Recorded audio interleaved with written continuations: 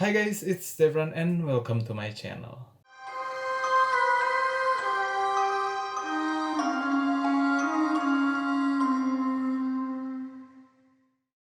Oke, kita perkenalan diri dulu. Nama aku Stephen Randy dan aku bikin video kali ini karena aku mau bercerita ke kalian gimana pengalamanku tentang paranormal experience yang pernah aku alamin. Alasanku bikin video ini adalah karena 1 tahun yang lalu aku pernah bekerja di sebuah kantor swasta tepatnya di Jakarta Utara, dan pada saat bekerja di sana aku seringkali telat masuk, seringkali kinerjaku tidak produktif. Kenapa?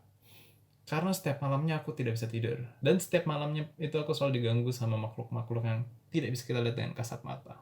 Tentunya kalian tak semua tahu makhluk apa, yaitu makhluk halus. Dan tentunya aku nggak pernah kasih tahu ini ke orang-orang karena aku nggak mau dianggap gila atau menjadi tukang bual atau tukang bohong. Tapi tentunya aku cerita ini ke teman-teman dekatku. Tapi tentunya kalian juga udah tahu apa reaksi orang-orang setiap kali aku bercerita. Yang pertama, beneran gak nih? Yang kedua, bohong ah lo. Yang ketiga, halusinasi kali lo. Atau enggak, ya mungkin kebetulan kali. Oke, makanya di video-videoku kali ini dan video-videoku berikutnya aku akan ceritain ke kalian. Dan sebenarnya lebih tepatnya video ini aku arahkan untuk teman-temanku. Aku pengen ceritain ke kalian dan ke mereka gimana kisah-kisah yang pernah aku alamin. Dan tentunya kisah-kisahku akan aku awali dengan kisah pertamaku yang pernah aku jumpai ketika aku masih tinggal di rumah pertamaku, yang itu rumah dimana di saat aku mulai mengalami kejadian-kejadian aneh. Oke, tanpa panjang lebar, kita mulai aja cerita pertama dariku. Kisah pertama yang aku alamin pada waktu itu terjadi pada sekitar tahun 1997, dan di saat itu aku masih berumur 7 tahun. Dan kejadiannya waktu itu sekitar, kalau nggak salah ingat, sekitar pukul 8 malam, dan waktu itu kalau tidak salah jatuh pada hari malam Jumat Kliwon. Kenapa aku tahu? Karena waktu itu mbakku yang benar-benar mengerti tentang penanggalan Jumat Kliwon, Kamis Wage, dan sebagainya. Dan waktu itu mbakku yang menceritakannya padaku. Entah kenapa pada malam hari itu aku merasa suhu di ruangan kamarku itu terasa begitu lebih panas daripada biasanya. Entah karena cuaca yang lembab, atau memang saat itu aku sedang merasa keletihan hingga suasana menjadi lebih panas. Pada saat itu seperti biasanya aku sedang membaca buku di kamarku, dan aku berusaha membuat mataku lebih lelah dan bisa tertidur pada malam hari itu, dan itu adalah kebiasaan yang selalu aku lakukan sebelum aku tertidur. Dan pada saat itu di rumahku itu hanya ada aku, Jessica adikku yang kecil, dan mbakku yang selalu merawat kami berdua, yaitu Mbak Siti. Sempat terdengar di luar kamarku kalau adikku sedang merengek-rengek, ingin sekali bertemu dengan mamanya. Dan aku juga sempat mendengar mbakku masih sibuk mencoba menenangkan adikku agar dia bisa terdiam dan tertidur menemaniku. Ya, malam hari di rumahku itu terasa begitu sunyi dan terasa selalu begitu sepi. Kenapa? Karena kedua orang tuaku berada di tempat usaha kami, yaitu sebuah kos-kosan di daerah Jakarta Pusat. Dan beberapa menit kemudian, sembari aku masih membaca buku dan mencoba untuk tertidur, tiba-tiba saja semua lampu di rumahku mendadak mati dan semua listrik di rumahku mendadak padam. Dan aku pun yang saat itu masih kecil tentu takut dengan yang namanya kegelapan. Segera saja aku mencoba beranjak dari tempat tidurku dan mencoba untuk mencari Mbak Siti di luar kamarku. Mbak, Mbak, Mbak, di mana Mbak? Begitu kataku sambil mencoba memecahkan keheningan pada malam hari itu.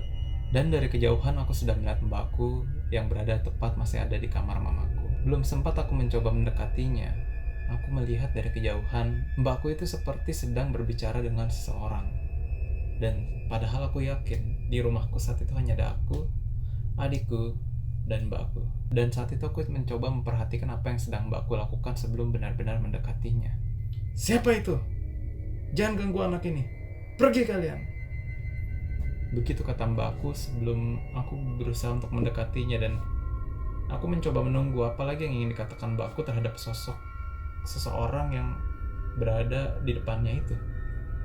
Kalau kalian berani ganggu anak ini, aku akan panggilin orang yang bisa usir kalian dari sini. Awas kalian ya. Begitu kata mbakku sambil mencoba membentak arah sudut ruangan kamar mamaku pada saat itu.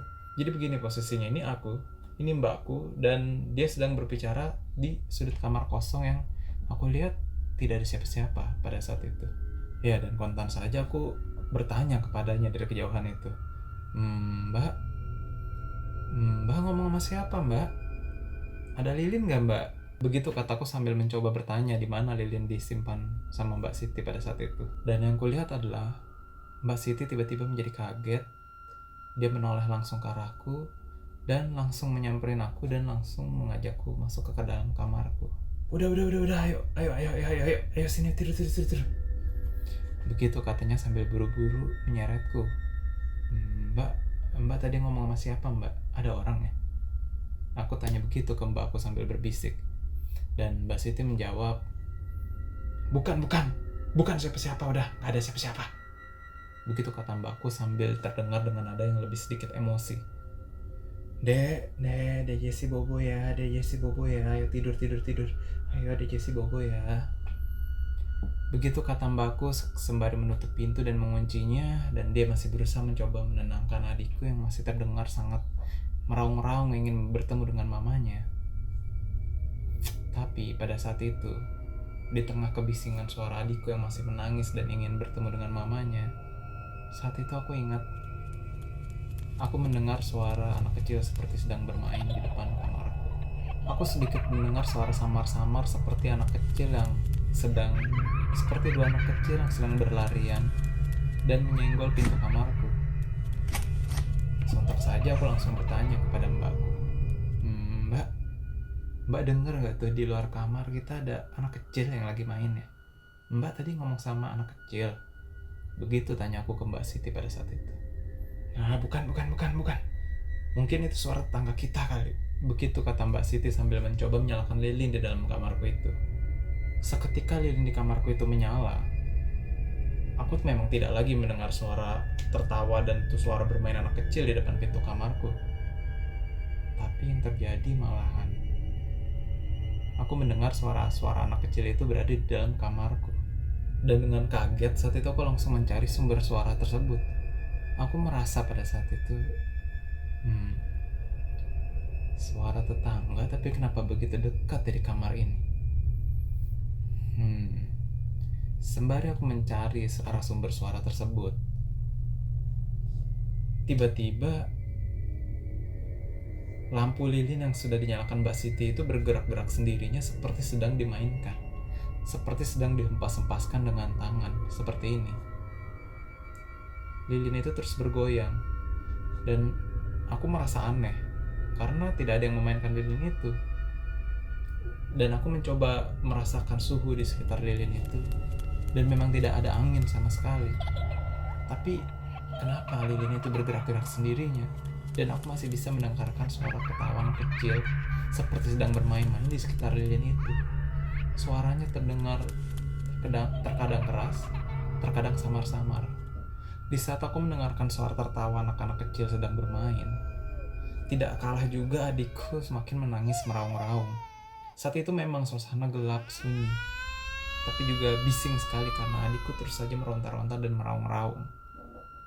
Saat itu kamarku itu hanya dipenuhi dengan suara seperti anak kecil sedang bermain dan suara adikku yang menangis di tengah keheningan pada malam hari itu.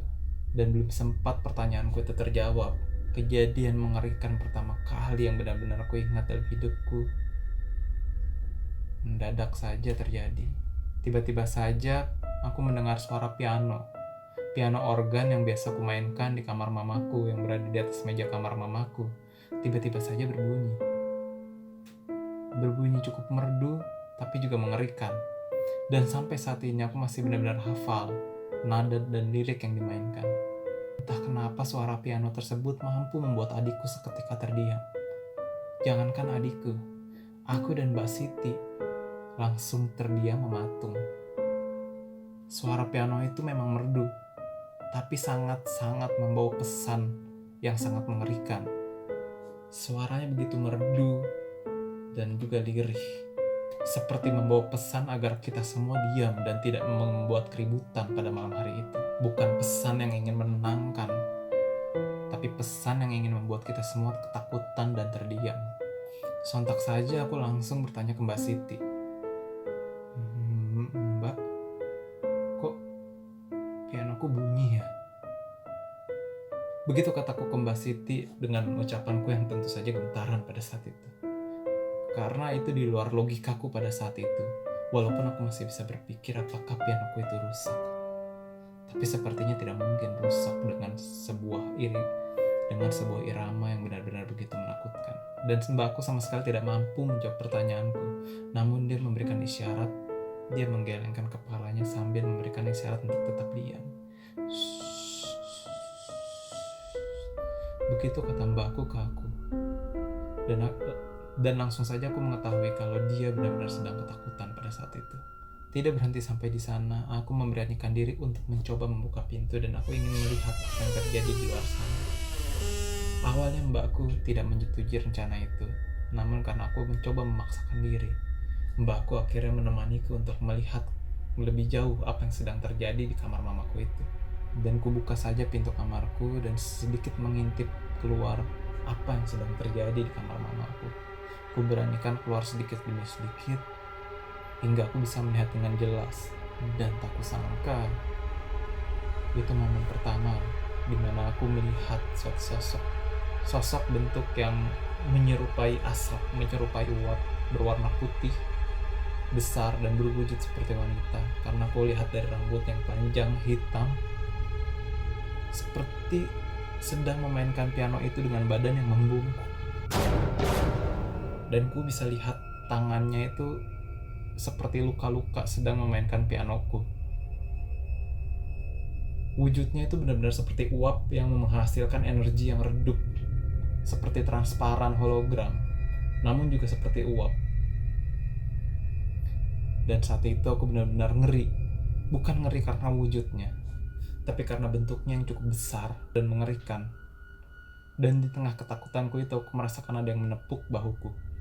Dan begitu aku menoleh, ternyata itu Mbak Siti yang mencoba untuk menarikku masuk ke dalam secepatnya. Langsung saja aku dan Mbak Siti kembali ke kamarku dan mengunci pintuku rapat-rapat. Udah, cepet tidur, masuk selimut. Begitu kata Mbak Siti menyuruhku dan adikku Jessica untuk buruan masuk selimut dan mencoba untuk tertidur dan melupakan kejadian pada malam hari itu. Namun ketika kita semua sudah berada di atas kasurku dan mencoba untuk tertidur dengan selimutan rapat-rapat, suara piano itu memang sudah mereda, menghilang. Namun yang kudengar malah lebih mengerikan. Berganti dengan suara tawa seorang wanita yang begitu mungkin dan benar-benar seperti mengolok-oloknya di meja. Seperti suara tawa yang puas karena sudah berhasil menakut-nakuti kami. Dan yang ku ingat pada saat itu adalah terakhir kali aku begitu ketakutan dan memandang ke wajah mbakku, dan mbakku benar-benar ketakutan pada saat itu. Dan ingatanku pada malam hari itu berhenti sampai di situ. Aku langsung tertidur karena lemas dan kehabisan energi. Entah kehabisan energi karena takut atau karena memang sudah kelelahan. Tapi yang pasti aku ingat aku benar-benar mungkin pingsan pada malam hari itu. Mungkin secara logika aku benar-benar ketakutan hingga lemas. Dan keesokan harinya aku mencoba untuk mengecek pianoku itu. Dan ternyata memang tidak ada kerusakan sama sekali. Dan aku bisa memainkannya normal dan aku meninggalkannya dalam kondisi mati. Dan tidak mungkin piano itu bisa berbunyi sendirinya karena tombolnya berada dalam kondisi off. Dan tentu saja waktu itu aku langsung bercerita ke ibuku. "Mah, ini semalam ada yang mainin loh, Mah. Ini kok pianonya bisa bunyi sendiri ya?" Dan pada saat itu ibuku langsung bilang, jangan suka bohong, kamu masih kecil, gak boleh gitu. Ya, mamaku menganggap aku berbohong dan mengada-ngada. Dan di belakang mbakku langsung menarikku untuk ke dapur dan mbakku bilang begini, "Udah, makanya jangan diceritain ke siapa-siapa. Kamu itu bakal dicap bohong, kalau enggak kamu ntar gak punya teman kalau cerita yang serem-serem begitu." Itu kata mbakku.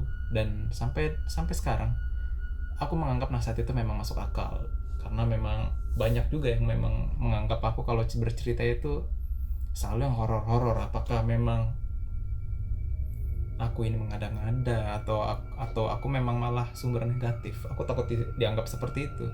Maka dari itu aku jarang bercerita hal ini ke orang-orang yang memang secara ketemu langsung.